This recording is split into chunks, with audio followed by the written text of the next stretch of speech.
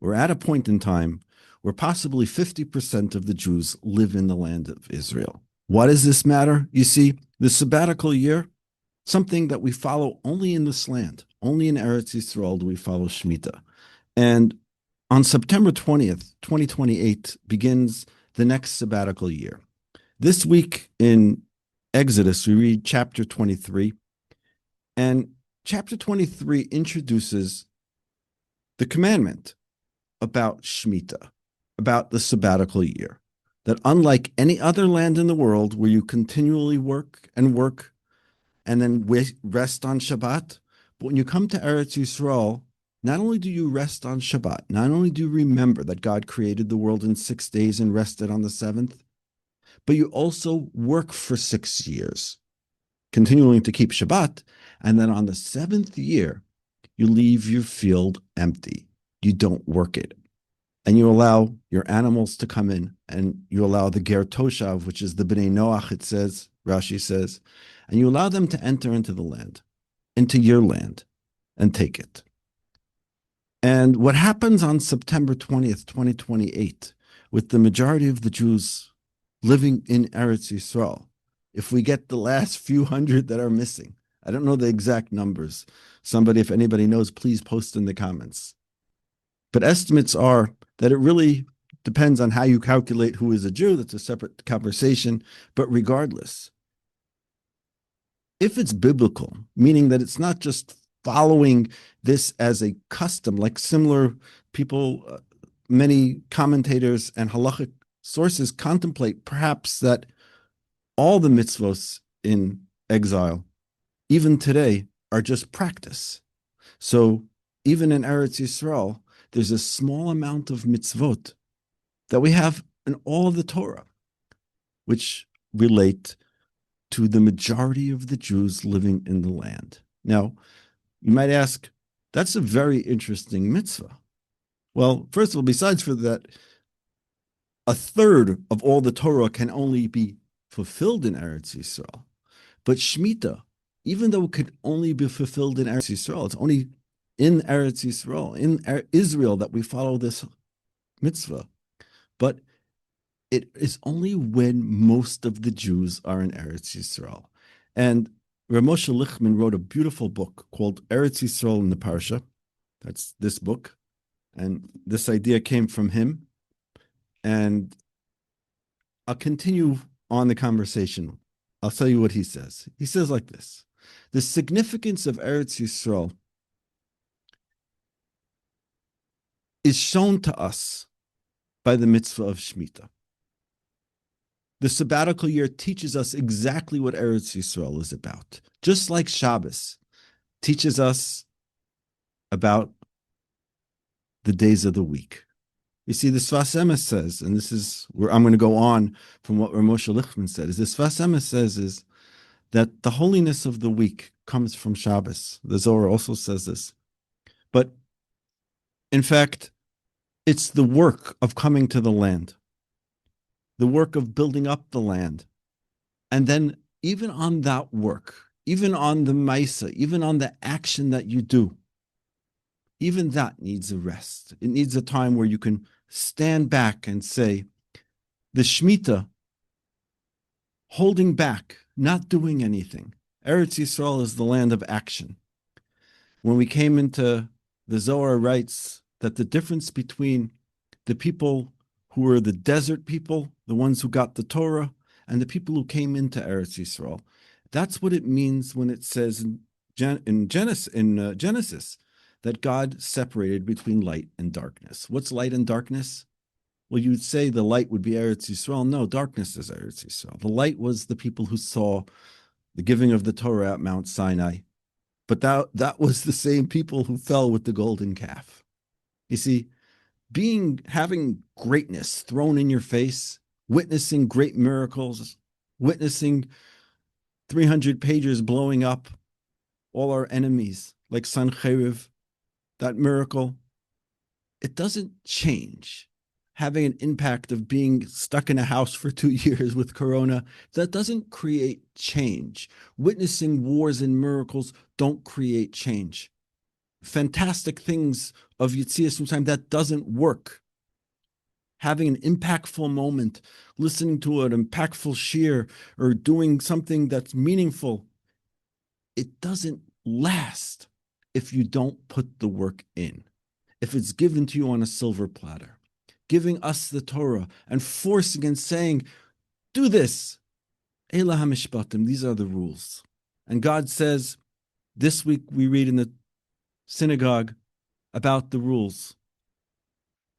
The rules, I heard from Rav Tuvia Singer, he says, when you speak to a Ger Toshav, someone who wants to follow the 7 Noahide laws, tell them, don't do these laws because they make sense.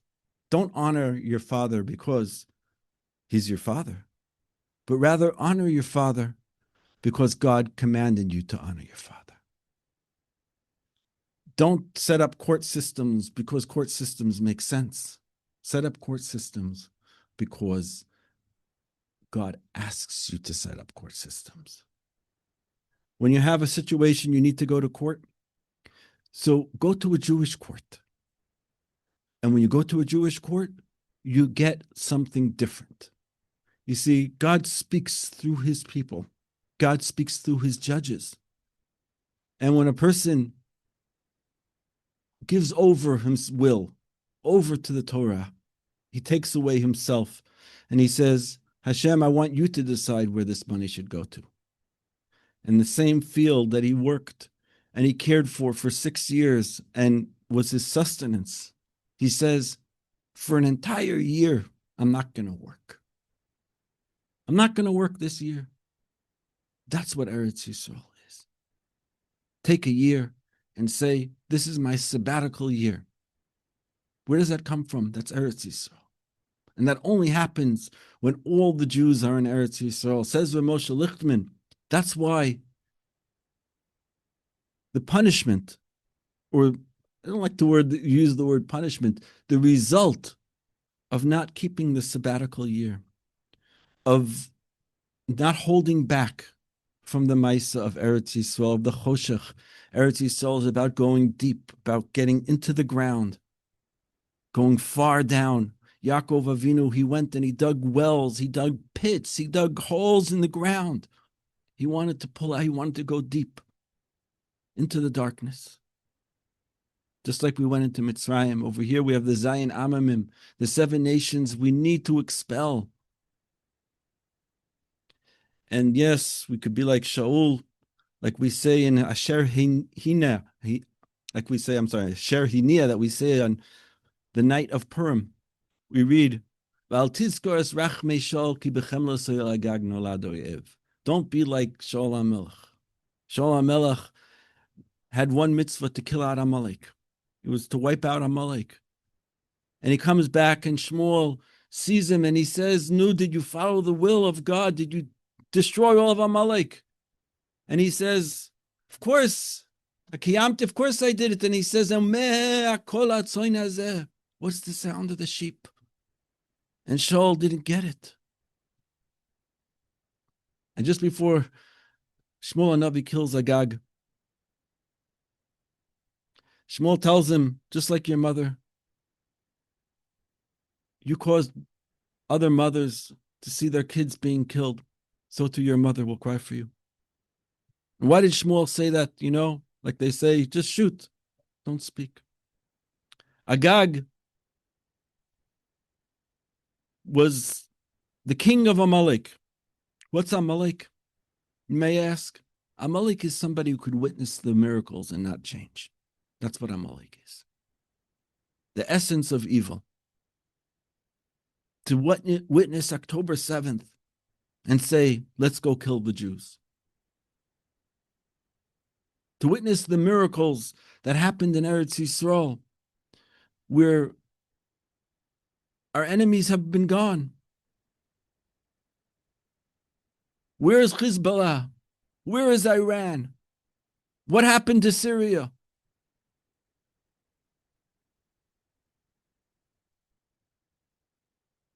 To witness all these miracles and to be quiet and to know that just like Shmita, understanding the essence of Eretz Yisrael. The essence of Eretz Yisrael is Lech Lecho, Me'artzecho, Meladecho Me'beis Avicho. Leave your father's house. Go out. Go into a place where you don't know where you're coming from. You don't know where you're going. And I'll end with what he says over here, Moshe Lichtman. The pasuk says right after it gives us the mitzvah of Shabbos.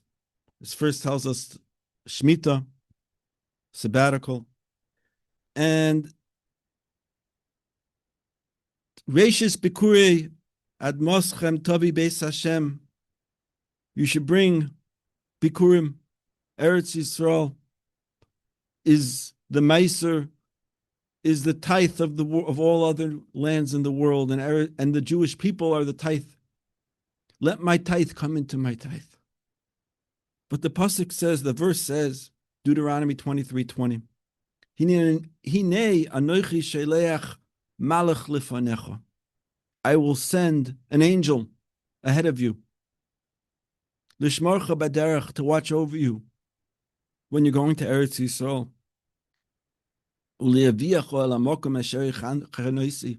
and to bring you to the place I've prepared for you. And it says that you should remove all these people from this land. So God is telling us that He prepared a land for us. And like Rashi says, that Mitzrayim was the most tummy place and Eretz Canaan was the most tummy place of all that. That Eretz Yisrael is the lowest place. It's the most tummy place. V'oisei mokom tamei mikulam, Rashi says. That's what Yaakov Avinu says. He said that how could it possibly be? Ochen yesh Hashem b'makom hazeh v'anochi lo yadati. Could it possibly be that God is in this spot and I did not know? Is that possible? And yes, it's very possible. It's not obvious. Eretz Yisrael is not a place of obvious kedusha. The way the Sfas Emes describes this is very interesting. The Sfas Emes says that, and it brings from the Zohar, but the idea is that the kedusha is in Shemayim. On Erev Shabbos, there was Chet Adam Arishon, and the Or Hagonus went up to Shemayim. And when a Jew comes into Eretz Yisrael, the land is niskadesh. The land becomes holy. The light comes down. Mitachat kisei hakavod ke'evan sapir. It comes and falls, boom, straight into the ground. That kedusha is the fruit of Eretz Yisrael. That kedusha is the fruit. And what does the pasuk say? We should stop working the land. So who could eat? The ger. And what does Rashi say? The ger toshav, the bnei Noach. Our purpose should no longer be about us elevating ourselves. It should not be we come to Eretz Yisrael so we should have a better life. It should be so that the animals of Eretz Yisrael could eat the grass, the wild grass that grows on Shmita. And when that's the Raisa, just like not following Shmita causes the Jews to leave, following the Raisa, Shmita means, what does it mean that all the Jews are in the land, that 51% of the Jews are in the land? What does that mean? What does that mean that it brings about this Geula? It means that the Kedusha of the land becomes holy when 51% of the Jews are in the land. And then it can be that you could actually do Shemitah. You could actually be able to be zoche, to live under such a sustenance that you could let go for a minute. You could just release. Hashem, you take over. That's what Shemitah means. Eretz Yisrael, the Medrash says, is the din of Shemitah of all the lands. It's the Meiser of all the lands. You're able to let go. Hashem, you take care of this. It's not in my hands. I want to bless you that we should all merit to be able to bring Kedusha to Eretz Yisrael, to send Kedusha to Eretz Yisrael, to send people to Eretz Yisrael, to support Eretz Yisrael, to buy products from Eretz Yisrael, to visit Eretz Yisrael, and we should all see together the redemption. Thank you for watching. Good Shabbos. Chazak v'amatz, as Michael Weichbard likes to say. Good Shabbos.